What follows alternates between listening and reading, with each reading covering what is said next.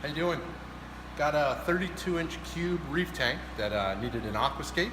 So we pulled from the different types of products that we have here. And I'm just going to walk you through real quick what the design inspiration was and the rock choices that I went with. So again, 32-inch cube, meaning 32 by 32 by 32.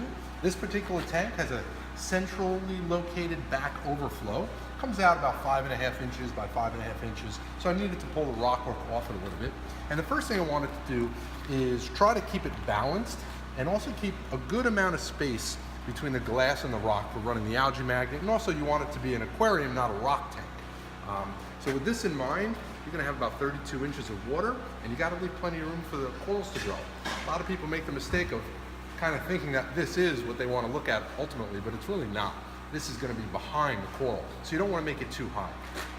What we did here is we went with some foundation rock, which is a single-sided cut Key Largo rock, and this kind of came out of people complaining that when they put rocks on the ground, it didn't matter what kind of rock, any natural rock, it's not flat, so it wants to move. And as the sand moves out of the way, the rock moves and you can create an avalanche. So we did this single-sided cut to give you a nice firm surface to build your rockscape on. So I put them in several positions, one in the middle, the side, and that kind of gave me a triangular footprint in which I could build the aquascape. Then I went with a single cut here and a couple of our premium shelf pieces, which is relatively new, and this has now become my favorite rock. It's hard to come by a very natural shelving plating rock that's easy to work with, a natural piece. I topped it off with a natural top reef Bommie, and this will get a little bit of E400 Marco and go right in there just to hold it into place. And this is a very firm setup, but if you wanted to, you could just put some epoxy in there just to make sure it doesn't go anywhere.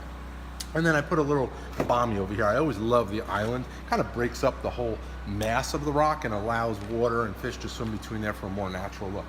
But 32-inch cube, there's no right, there's no wrong. You want it to look good from all sides. Plenty of room for flow to go around. And again, keep a lot of room for those corals to grow. Happy reefing.